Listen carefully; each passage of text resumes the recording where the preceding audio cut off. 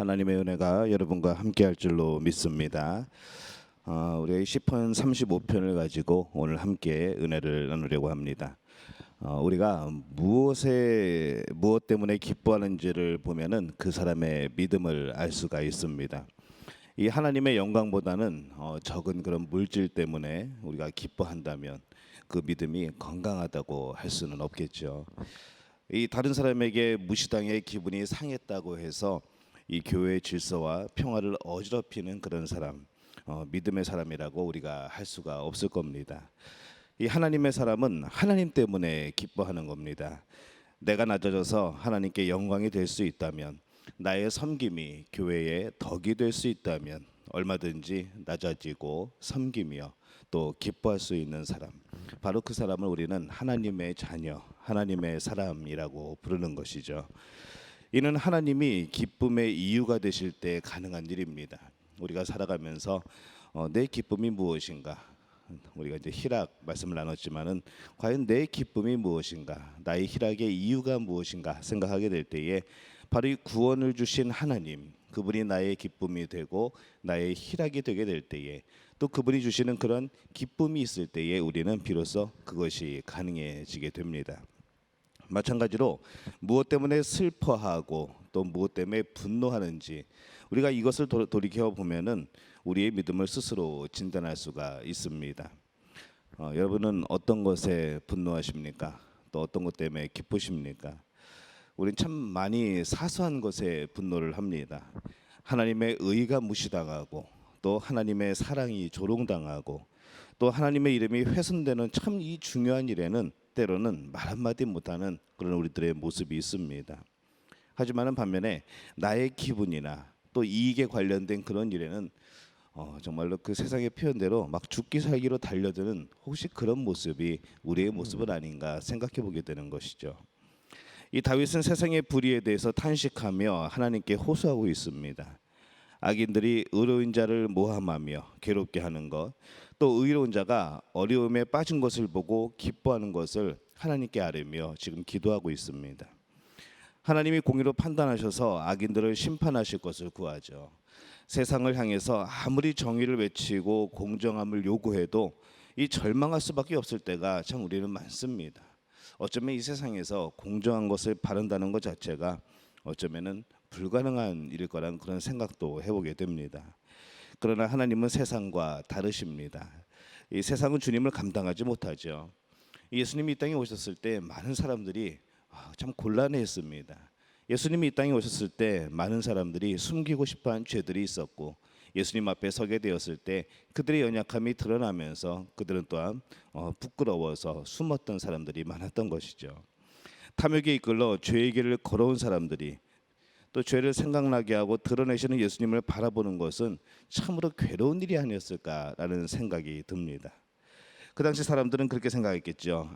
저 예수님만 없다면, 저분만 아니었다면 이 어떤 행동을 하더라도 참 꺼림직한 마음이 들지 않을 텐데, 예수님 때문에 행동에 제약을 받고 사소한 불의에도 이 주저해야 되는 거, 예수님이 얼마나 그들에게 걸림돌로 그렇게 작용을 했겠습니까? 그래서 사람들이 한 일이 있습니다. 그러면 우리 이러지 말고 예수님을 십자가에 못 박자, 예수님을 배척하자, 그렇게 결정을 하는 것이죠. 그래서 이 십자가는 인간의 죄와 하나님의 구원의 의지, 또 인간의 탐욕과 예수님의 사랑이 참 첨예하게 대립하는 그러한 곳이 바로 십자가입니다. 이 하나님의 백성도 예수님이 걸으신 길을 걷게 되죠. 오늘 우리가 어떠한 길을 걷고 있는지 여러분 한번 생각해 볼 필요가 있습니다.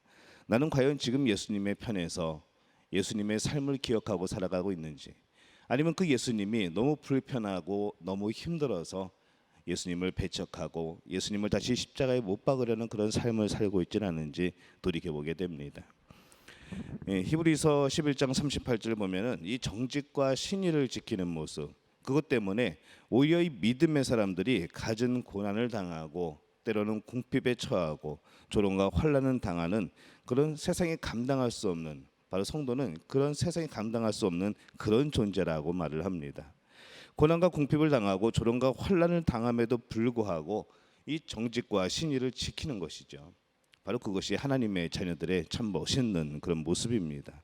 그런 사람은 세상에 어떻게 감당하는가 하고 성경이 우리에게 묻고 있습니다. 그래서 세상은 그들의 죄가 밝히 드러나지 않도록 하나님의 사람을 부당하게, 또 20절에 보면은 거짓말로 모략을 하고 그러면서 핍박을 합니다.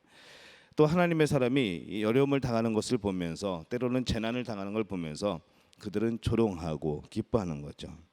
그것 봐라 하는 겁니다. 어려움을 당하게 될 때에 이 세상 사람들은 우리를 조롱합니다. 하나님이 너를 지켜주신다더니 어떻게 된 것이냐 라면서 질문하는 거죠. 이는 하나님을 신실하게 따르는 사람들이 당할 수밖에 없는 그러한 일들입니다. 왜냐하면 여기는 천국이 아닙니다. 여기가 천국이 아니고 우리는 천국을 향해 걸어가는 사람들이기 때문에 그렇습니다. 세상에 사람들이 당하는 고통과 여러 가지 어려움을 그대로 당하고 우리 또한 그것을 똑같이 그렇게 누리고 살아가는 것이죠. 하지만 그들과 다른 점은 무엇인가 하면은 그들은 여기가 끝이지만은 우리들은 영원한 천국을 바라보고 오늘도 걸어가고 있습니다. 이 하나님을 따르면 사탄이 회방을 합니다. 또 사탄을 따르면 하나님이 슬퍼하시고 결국에 그 사람은 멸망이죠. 우리에게 이 회색지대라는 것은 없습니다. 이 땅에서의 멈춰서 살아갈 수 있는, 영원히 우리의 삶을 누릴 수 있는 바로 그런 안전지대는 이 땅에 없는 것이죠. 하지만 우리가 용기를 낼 필요가 있습니다. 어둠이 깊더라도 아침은 오는 거죠. 그날 이 하나님의 심판대 앞에 서게 될 때에 하나님의 법정에서 모든 정의와 불의는 명백하게 밝혀지게 될 줄로 믿습니다. 22절에 보면은 하나님은 이 땅에서 벌어지는 일들을 다 지켜보신다 말씀을 합니다. 결국에는 하나님의 의가 성취가 되고 또 하나님의 백성이 반드시 승리합니다. 이거는 결정되어 있는 것이죠. 우리가 드라마나 영화를 보면서 이 결말이 어떻게 될까 이렇게 마음 졸이며 이렇게 보게 됩니다. 근데 그 영화를 또 보면 어떨까요? 정말 주인공이 갖은 고난을 당하고 여러 가지 어려움을 당하고 막 가진 꾀와 여러 가지 그런 다른 사람들의 그런 안 좋은 계획들에, 불의한 계획들에 막 시달리다가 마지막에 그가 승리하는 겁니다. 주인공이 승리하는 거죠. 처음에 볼 때는 막 긴장하면서 저 주인공이 어떻게 될까? 또 제일 중요할 때 또 연속극은 드라마는 중간에 끊고 내일 이 시간에 딱 그렇게 나옵니다. 하지만은 우리는 이 이야기를 알고 있습니다. 우리의 삶의 결과를 알고 있는 것이죠. 세상 사람들은 이 세상에서의 삶의 결과를 모릅니다. 그냥 알아도 그냥 죽으면 끝이라고 생각을 하는 겁니다. 근데 우리는 이 모든 이야기의 끝을 잘 알고 있습니다. 요한계시록에서 우리에게 약속하신 그 하나님의 나라, 우리는 그것을 알고 있는 것이죠. 거기서 내가 어떻게 될 것인지, 내가 하나님 앞에서 어떠한 일을 겪을 것인지, 또한 내가 하나님의 나라에 어떻게 들어갈 것인지, 그곳은 어떠한 곳인지 우리는 결론을 알고 있는, 우리는 승리하는 이미 결말을 알고 이 땅을 살아가는 겁니다. 지금 떵떵거리며 살고 있는 원수들이 그날에는 수치와 욕을 당할 겁니다. 반면에 묵묵히 의의 길을 걷는 성도는 그날에 기쁨의 노래를 부를 것이라고 우리 다윗이 말하고 있습니다. 시상식은 출발점에서 열리지 않습니다. 결승점에서 열리죠. 우리는 지금 어디쯤 가고 있을까요? 신앙생활에서 여러분은 지금 구원을 받고 이제 출발점을 출발하는 상태이고 달려가는 상태입니다. 아직 결승점에 이르지 않았습니다. 이 구원은 우리의 결승점이 아닙니다. 출발점이죠. 내가 예수님을 만나고 내가 구원받았고 난 이제 하나님의 자녀구나 라고 알게 되었을 때 그 다음부터는 이제 열심히 달리는 겁니다. 신앙의 경주를 하는 것이죠. 그리고 결승점에서 우리는 예수님을 만나게 될 겁니다. 그때까지 우리는 멈춰서는 안 됩니다. 계속해서 달려가야죠. 지금은 우리가 이 광야와 같은 고난의 길을 걷고 있지만은 그날을 소망하며 그 결론을 알기 때문에 우리는 승리할 것을 믿고 그 믿음을 지켜내는 우리 믿음의 가족들이 되시기를 예수님의 이름으로 축원합니다. 승리의 날을 미리 바라보면서 종일토록 하나님만 찬송하는 우리 모두가 되시기를 예수님의 이름으로 축원합니다. 오늘 다윗이 그 하나님을 찬양하고 있고 그 삶을 노래하고 있습니다. 오늘 우리는 어떠한 모습으로 살아갑니까? 어디를 보고 살아갑니까? 무엇 때문에 기뻐합니까? 또 무엇 때문에 분노하고 있습니까? 우리가 기뻐하는 이유, 그것은 바로 하나님의 사랑입니다. 성령께서 내 안에서 역사하시는 희락의 열매, 오늘 그것을 누리며 살아가는 우리 믿음의 가족들이 되시기를 예수님의 이름으로 축원합니다. 우리말 성경으로 제가 오늘 말씀을 한번 읽어보겠습니다. 오 여호와여, 내가 다툴 때 내 편을 들어주시고 나와 싸우는 사람들과 싸워주소서. 방패와 손방패를 들고 일어나 나를 도와주소서. 창을 빼들고 나를 괴롭히는 사람들을 막아주소서. 나는 내 구원이다 하고 내 영혼에게 말씀하소서. 내 목숨을 노리는 사람들이 망신을 당하고 수치를 당하게 하소서. 나를 해치는 사람들이 당황해 물러가게 하소서. 그들이 바람에 날리는 겨 같게 하시고 여호와의 천사들이 그들을 쫓아내게 하소서. 그들이 가는 길이 어둡고 미끄럽게 하시고 여호와의 천사들이 그들을 괴롭히게 하소서. 그들이 이유 없이 나를 잡으려고 몰래 그물을 쳐놓았고 이유 없이 내 영혼을 사로잡으려고 구멍을 파놓았습니다. 파멸이 그에게 갑자기 닥치게 하소서. 그들이 쳐놓은 그물에 그들이 잡히고 바로 그 파멸에 그들이 빠지게 하소서. 그러면 내 영혼이 여호와를 기뻐하고 주의 구원을 즐거워할 것입니다. 내 모든 뼈들이 오 여호와여, 힘겨워하는 약한 사람들을 구해내시고 돈도 힘도 없는 사람들을 강한 사람들에게서 구해 주시니 주와 같은 분이 어디 있겠습니까 할 것입니다. 거짓말하는 증인들이 일어나 내가 알지도 못하는 일에 대해 캐묻습니다. 그들은 내게 선을 악으로 갚아 내 영혼을 망쳐놓았습니다.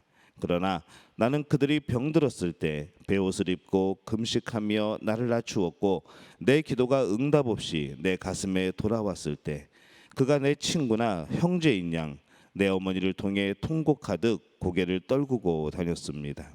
그러나 내가 고통을 당하자 그들은 모여서 기뻐했고 내가 모르는 사이에 모여들어 나를 공격하며 끊임없이 나를 찢어 발겼습니다.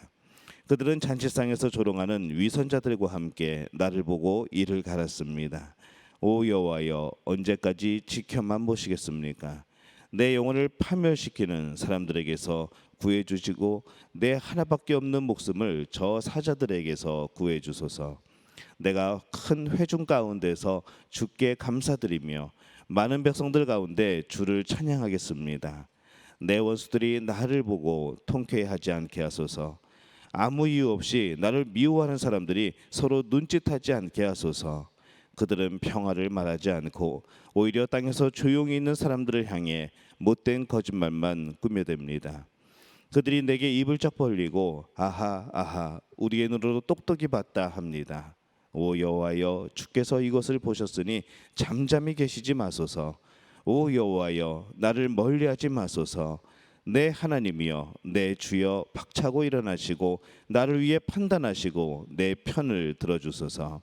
오 여호와 내 하나님이여, 주의 의를 따라 판단하소서. 저들이 나를 보고 통쾌하지 않게 하소서. 저들이 속으로 아하 우리의 소원대로 됐다라고 하거나 우리가 그를 삼켜버렸다라고 말하지 않게 하소서. 내가 당하는 고통을 통쾌하는 사람들은 다 수치를 당해 어쩔 줄 모르게 하소서. 내 앞에서 우쭐대는 사람들이 수치와 불명예를 당하게 하소서. 내 의를 즐거워하는 사람들이 기뻐 외치며 즐거워하게 하소서. 그들이 항상 그 종이 잘 되는 것을 기뻐하시는 여호와를 높이자라고 말하게 하소서. 내 혀가 하루 종일 주의 의를 말하고 주를 찬양할 것입니다. 아멘.